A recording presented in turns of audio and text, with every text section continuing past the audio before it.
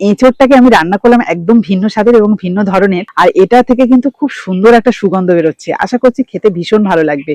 নমস্কার বন্ধুরা, সাবিত্রী কিচেনে সবাইকে স্বাগত জানিয়ে আজকে আমি নিয়ে চলে এলাম আমাদের এই গাছের টাটকা তাজা এঁচোড়, একদম কচি সাইজের। এটা কিন্তু খেতে দারুণ লাগবে। আর এবছর কিন্তু আমরা প্রথম এঁচোড় খাবো আবার নিজেদের গাছের। আর এই এঁচোড় দিয়ে বানাবো তেল এঁচোড়। এটা খেতে যেমন অসাধারণ, দেখতেও কিন্তু অপূর্ব। আপনারা শুরু থেকে শেষ অবধি ভিডিওটা দেখবেন, আশা করি ভালো লাগবে। কিছুটা প্লেন জল নিয়েছি, তার মধ্যে দিয়ে দিচ্ছি অল্প একটু হলুদ গুঁড়ো আর হাফ চামচ মতো নুন। যে কোনো আঠা জাতীয় সবজি যদি আমরা কাটি, সেটা কিন্তু অবশ্যই নুন হলুদ জলের মধ্যে রাখলে কোনো রকম কিন্তু কালচে ভাব হয় না আর আঠাও থাকে না। আমি কিন্তু হাতে একটুখানি তেলও লাগিয়ে নিয়েছি আর বটিতেও লাগিয়ে নিচ্ছি। এবারে খুবই সহজ, এটাকে দুভাগে ভাগ করে নেব। এই দেখুন, একদম কচি এঁচোড় এক পিস নিয়ে নিয়েছি। এটা কিন্তু একটা সুতির কাপড়ও নিয়েছি। এই যে আঠাটাকে এইভাবে পরিষ্কার করে নেব। এটা কিন্তু সব থেকে সহজ পদ্ধতি। এছাড়া আঠার জন্য যারা এঁচোড় কাটতে চায় না, তারাও কিন্তু এইভাবে করে এঁচোড় কাটবেন, দেখবেন কোনো রকম কিন্তু হাতেও আঠা লাগবে না। এটাকে আরো এক ভাগ করে নিচ্ছি। যখনই মোটামুটি দেখবেন যে এরকম আঠা বেরোচ্ছে, সঙ্গে সঙ্গে কিন্তু এইভাবে কাপড় দিয়ে মুছে নেবেন। এবারে কিন্তু আমি খোসাটা ছাড়িয়ে নেব। একটু বেশি করে বাদ দিতে হবে। বাজারে যারা এঁচোড় কাটে, দেখবেন এইভাবে একটা কাপড় দিয়ে কিন্তু আঠাটাকে মুছে নেয়।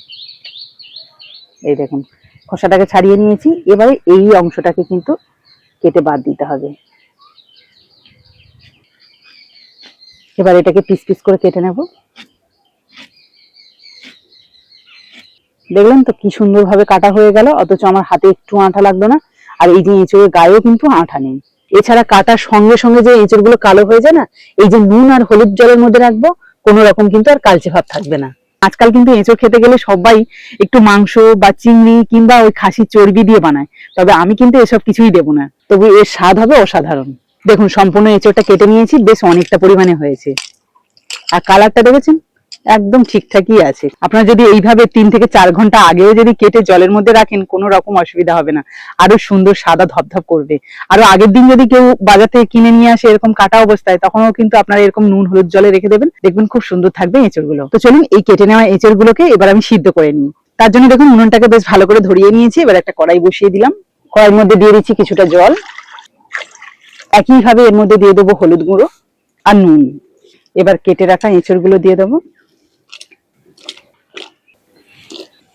এবার উপর থেকে একটা ঢাকনা দিয়ে বেশ ভালো করে এঁচড়গুলো সিদ্ধ করে নেব।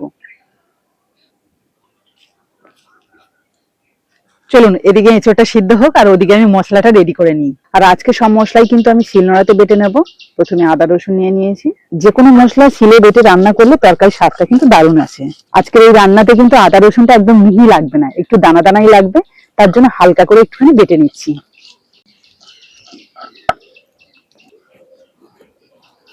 এই দেখুন, একটু দানা দানা রয়েছে। জিরে, 1 চামচ গোটা ধনে, আর নিয়ে নিয়েছি 4টে শুকনো লঙ্কা। এই 3টেকে একসাথে বেটে নেব।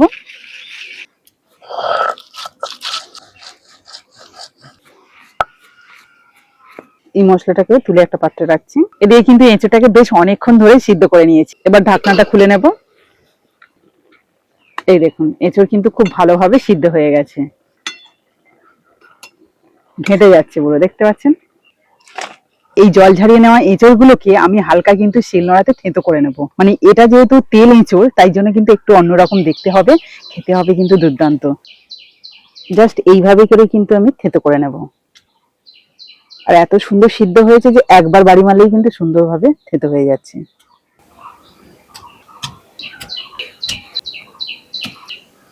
চলুন এবার এই থেঁতো করা এঁচড়গুলোকে আমি একটা পাত্রে তুলে রাখি। দেখতে দেখুন সম্পূর্ণ আলাদা ধরনের লাগছে। এবার আমি কিন্তু এই রান্নাতে আলু ব্যবহার করব। তার জন্য 2টো মিডিয়াম সাইজের আলু আগে থেকে কেটে রেখেছিলাম, সেগুলোকে তেলে ভেজে নেব। যেহেতু এটা তেল এঁচড়, সেজন্য একটু তেলের পরিমাণটা বেশি দিতে হবে। দিয়ে দিচ্ছি একটা শুকনো লঙ্কা আর একটা তেজপাতা, গোটা এলাচ, লবঙ্গ আর দারচিনি। দিয়ে দিচ্ছি 2টো মিডিয়াম সাইজের পেঁয়াজ কুচি।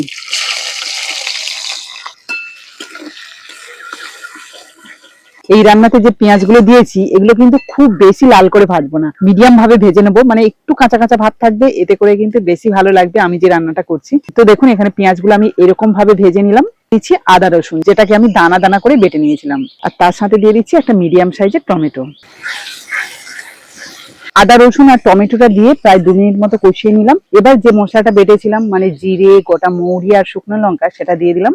এর সাথে আমি আন্দাজ মতো নুন দিচ্ছি, তবে হ্যাঁ অবশ্যই কিন্তু মাথায় রাখতে হবে এখানে কিন্তু এঁচোড়টাকে সিদ্ধ করা হয়েছে নুন দিয়ে। 1/2 চামচ হলুদ গুঁড়ো, ঝালের জন্য কিন্তু আমি লঙ্কা বেটে দিয়েছি, তবে কালারের জন্য এখানে দিয়ে দিচ্ছি 1 চামচ কাশ্মীরি লঙ্কার গুঁড়ো।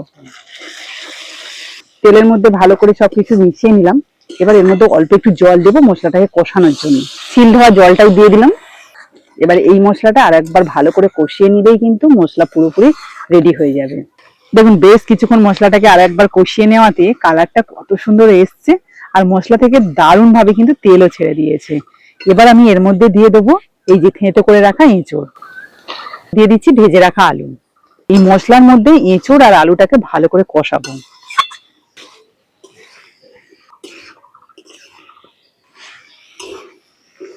প্রায় 1 থেকে 1.5 মিনিট মতো কষিয়ে নিয়েছি এঁচোড় আর আলু দিয়ে। এবার এর মধ্যে খুব সামান্য পরিমাণে জল দেবো, যাতে আলুটা এবং এঁচোড়টা একদম ঠিকঠাক ভাবে রেডি হয়ে যায়। আপনারা দেখেই বুঝতে পারছেন যে আমি কতটা পরিমাণে জল দিয়েছি, একদম কম পরিমাণ। কিন্তু স্বাদটাকে আরেকটু বাড়ানোর জন্য অল্প দিয়ে দেবো কাসুরি মেথি, তবে আপনাদের হাতের কাছে যদি কাসুরি মেথি না থাকে তাহলে ধনেপাতাও ব্যবহার করতে পারেন।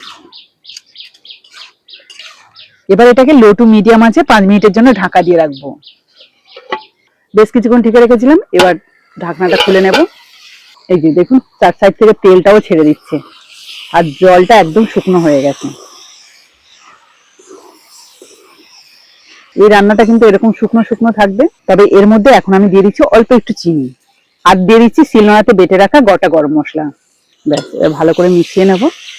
তো বন্ধুরা একদম ভিন্ন স্বাদের এবং ভিন্ন ধরনের তেল এঁচোড় বানালাম, দেখতে সত্যি অপূর্ব লাগছে আর খেতেও কিন্তু ভীষণ ভালো। আপনারা অল্প একটু নেবেন, তাতেই কিন্তু সম্পূর্ণ ভাতটা খেয়ে নিতে পারবেন। এবার একটা পাত্রে সার্ভ করে আপনাদের দেখাচ্ছি। তবে এটা যেহেতু তেল এঁচোড় তাই তেলের পরিমাণটা একটু বেশি দিতে হয়, তাহলে আরো বেশি ভালো লাগবে। তো আমরা যেহেতু বাড়ি খাবো তাই খুব বেশি পরিমাণে তেল দেওয়ার মনে হয় কোনো প্রয়োজন নেই।